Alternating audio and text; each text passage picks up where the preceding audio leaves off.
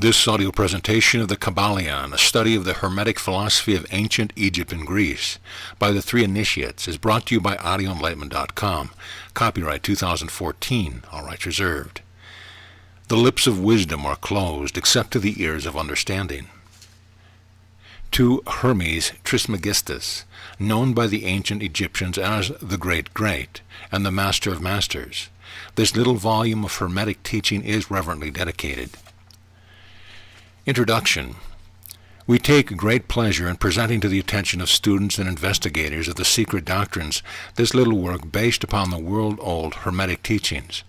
There has been so little written upon this subject, notwithstanding the countless reference to the teaching in the many works upon occultism, that the many earnest searchers after the arcane truth will doubtless welcome the appearance of the present volume. The purpose of this work is not the enunciation of any special philosophy or doctrine, but rather is to give to the student a statement of the truth that will serve to reconcile the many bits of occult knowledge that may have been acquired, but which are apparently opposed to each other, and which often serve to discourage and disgust the beginner of the study.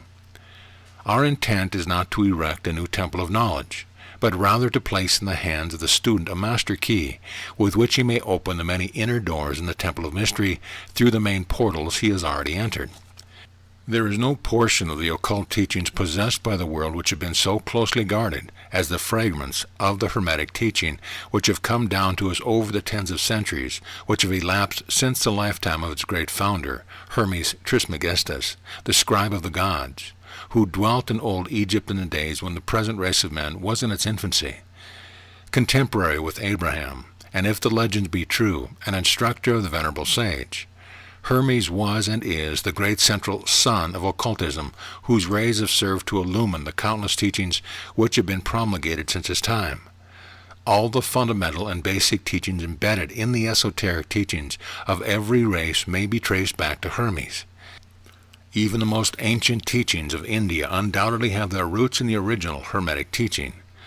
From the land of the Ganges, many advanced occultists wandered to the land of Egypt and sat at the feet of the Master. From him they obtained the master key which explained and reconciled their divergent views, and thus the secret doctrine was firmly established. From other lands also came the learned ones, all of whom regarded Hermes as the Master of Masters, and his influence was so great that in spite of the many wanderings from the path of the part of the centuries of teachers in these different lands, there may still be found a certain basic resemblance and correspondence which underlies the many and often quite divergent theories entertained and taught by the occultists of those different lands today. The student of comparative religions will be able to perceive the influence of the Hermetic teachings in every religion worthy of the name, now known to man, whether it be a dead religion or one in full vigor in our own times. There is always a certain correspondence in spite of the contradictory features, and the Hermetic teachings act as the great reconciler. The life work of Hermes seems to have been in the direction of planting the great seed truth which has grown and blossomed in so many strange forms, rather than to establish a school of philosophy which would dominate the world's thought. But nevertheless, the original truth taught by him have been kept intact in their original purity by a few men in each age, who, refusing great numbers of half-developed students and followers, followed the Hermetic custom and reserved their truth for the few who were ready to comprehend and master it. From lip to ear the truth has been handed down among the few. There have always been a few initiates in each generation, in the various lands of the earth, who kept alive the sacred flame of the Hermetic teaching, and such have always been willing to use their lamps to reignite the lesser lamps of the outside world. When the light of truth grew dim and clouded by reason of neglect, and when the wicks became clogged with foreign matter, there were always a few to tend faithfully the altar of the truth upon which was kept alight the perpetual lamp of wisdom. These men devoted their lives to the labor of love which the poet has so well stated in these lines, "O let not the flame die out. Cherished age after age in its dark cavern, in its holy temples cherished, fed by pure ministers of love, let not the flame die out." These men have never sought popular approval nor numbers of followers. They are indifferent to these things, for they know how few there are in each generation who are ready for the truth, or who would recognize it if it were presented to them. They reserve the strong meat for men, while others furnish the milk for babes. They reserve their pearls of wisdom for the few elect who recognize their value and who wear them in their crowns, instead of casting them before the materialistic, vulgar swine, who would trample them in the mud and mix them with their disgusting mental food. But still, these men have never forgotten or overlooked the original teaching of Hermes regarding the passing on of the words of truth to those ready to receive it, which teaching is stated in the Kybalion as follows: "Where fall in the footsteps of the Master, the ears of those ready for his teachings open wide, and again, when the ears of the student are ready to hear, then cometh the lips to fill them with wisdom." But their customary attitude has always been strictly in accordance with the other Hermetic aphorisms, also in the Kybalion. The lips of wisdom are closed, except to the ears of understanding. There are those who have criticized this attitude of the Hermeticists and who have claimed that they did not manifest the proper spirit in their policy of seclusion and reticence. But a moment's glance back over the pages of history will show the wisdom of the masters, who knew the folly of attempting to teach to the world that which is neither ready or willing to receive. The Hermeticists have never sought to be martyrs, and have instead sat silently aside with a pitying smile on their closed lips, while the heathen raged noisily about them, in their customary amusement of putting to death and torture the honest but misguided enthusiast who imagine that they could force upon a race of barbarians the truth capable of being understood only by the elect who had advanced along the path. And the spirit of persecution has not as yet died out in the land. There are certain Hermetic teachings which, if publicly promulgated, would bring down upon the teachers a great cry of scorn and revilement from the multitude, who would again raise the cry of "Crucify, crucify." In this little work we have endeavored to give you an idea of the fundamental teaching of the Kybalion, striving to give you the working principles, leaving you to apply them yourselves rather than attempting to work out the teaching in detail. If you are a true student, you will be able to work out and apply these principles. If not, then you must develop yourself into one, for otherwise the Hermetic teachings will be as words, words, words to you. The Three Initiates. Chapter 1. The Hermetic Philosophy. The lips of wisdom are closed, except to the ears of understanding. The Kybalion. From old Egypt have come the fundamental esoteric and occult teachings which have so strongly influenced the philosophies of all races, nations, and people for several thousand years. Egypt, the home of the pyramids and the Sphinx, was the birthplace of the hidden wisdom and mystic teaching. From her secret doctrine all nations have borrowed. India, Persia, Chaldea, Media, China, Japan, Assyria, ancient Greece and Rome, and other ancient countries partook liberally of the feast of knowledge which the Hierophants and masters of the land of Isis so freely provided for those who came prepared to partake of the great store of mystic and occult lore which the masterminds of that ancient land had gathered together. In ancient Egypt dwelt the great adepts and masters who had never been surpassed and who seldom have been equaled during the centuries that have taken their processional flight since the days of the great Hermes. In Egypt was located the great lodge of lodges of the mystics. At the doors of her temples entered the neophytes who afterwards, as hierophants, adepts, and masters, traveled to the four corners of the earth, carrying with them the precious knowledge which they were ready, anxious, and willing to pass on to those who were ready to receive the same. All students of the occult recognize the debt that they owe to these venerable masters of that ancient land. But among these great masters of ancient Egypt there once dwelt one of whom masters hailed as the Master of Masters. This man, if man indeed he was, dwelt in Egypt in the earliest days. He was known as Hermes Trismegistus. He was the father of the occult wisdom, the founder of astrology, the discoverer of alchemy. The details of his life are lost to history, owing to the lapse of years, though several of the ancient countries disputed with each other in their claims to the honor of having furnished his birthplace, and this thousands of years ago. The date of his sojourn in Egypt, in that his last incarnation on the planet, is not now known, but it has been fixed at the early days of the oldest dynasties of Egypt long before the days of Moses. The best authorities regard him as a contemporary of Abraham, and some of the Jewish traditions go so far as to claim that Abraham acquired a portion of his mystic knowledge from Hermes himself. As the years rolled by after his passing from this plane of life, tradition recording that he lived 300 years in the flesh, the Egyptians deified Hermes and made him one of their gods under the name of Thoth.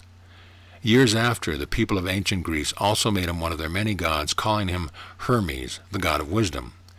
The Egyptians revered his memory for many centuries, yes, tens of centuries, calling him the scribe of the gods, and bestowing upon him distinctively his ancient title Trismegistus, which means the thrice great, the great, the greatest great, etc. In all the ancient lands, the name of Hermes Trismegistus was revered, the name being synonymous with the fount of wisdom. Even to this day we use the term hermetic in the sense of secret, sealed so that nothing can escape, etc., and this by reason of the fact that the followers of Hermes always observed the principle of secrecy in their teaching.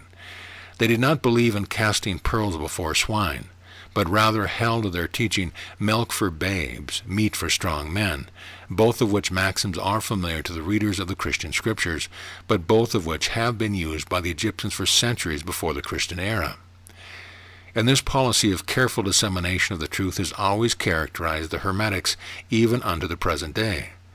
The Hermetic teachings are to be found in all lands, among all religions, but never identified with any particular country, nor with any particular religious sect. This because of the warning of the ancient teachers against allowing the secret doctrine to become crystallized into a creed. The wisdom of this caution is apparent to all students of history. The ancient occultism of India and Persia degenerated, and was largely lost owing to the fact that the teachers became priests, and so mixed theology with the philosophy, the result being that the occultism of India and Persia has been gradually lost amidst the mass of religious superstition, cults, creeds, and gods. So it was with ancient Greece and Rome. So it was with Hermetic teaching of the Gnostics and early Christians, which were lost at the time of Constantine, whose iron hand smothered philosophy with a blanket of theology, losing to the Christian church that which was its very essence and spirit, and causing it to grope throughout the several centuries before it found the way back to its ancient faith.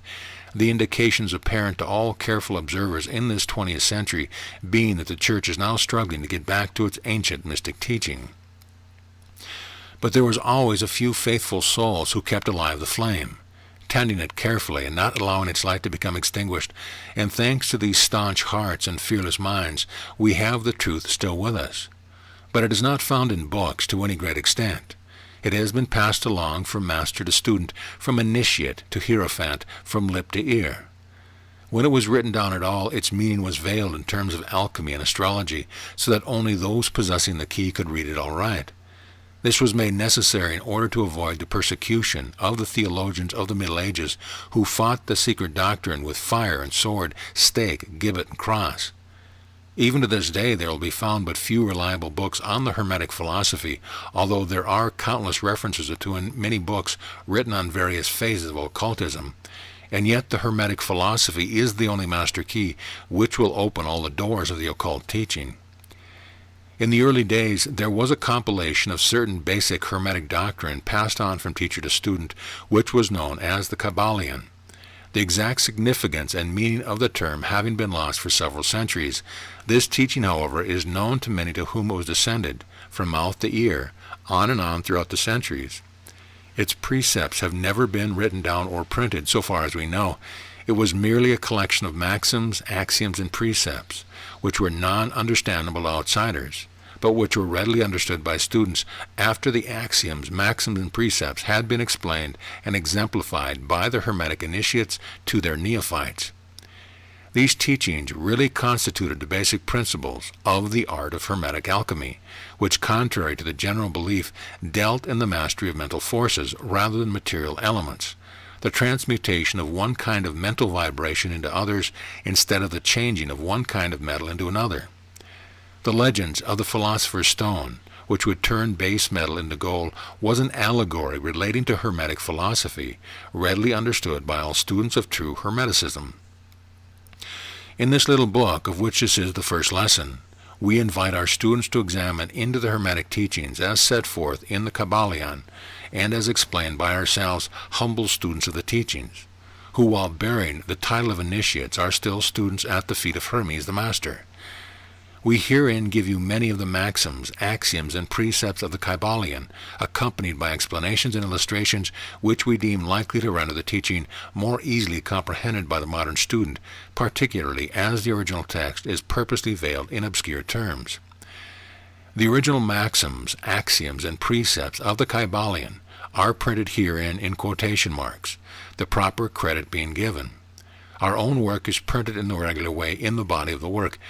We trust that the many students to whom we now offer this little work will derive as much benefit from the study of its pages as have the many who have gone on before, treading the same path to mastery throughout the centuries that have passed since the times of Hermes Trismegistus, the master of masters, the great, in the words of the Kybalion. Verse: where fall the footsteps of the master, the ears of those ready for his teachings open wide. The Kybalion. When the ears of the student are ready to hear, then cometh the lips to fill them with wisdom. The Kybalion. So that according to the teaching, the passage of this book to those ready for the instruction will attract the attention of such as are prepared to receive the teaching. And likewise, when the pupil is ready to receive the truth, then will this little book come to him or her. Such is the law. The Hermetic principle of cause and effect, in its aspect of the law of attraction, will bring lips and ears together, pupil and book in company. So mote it be. End of lesson.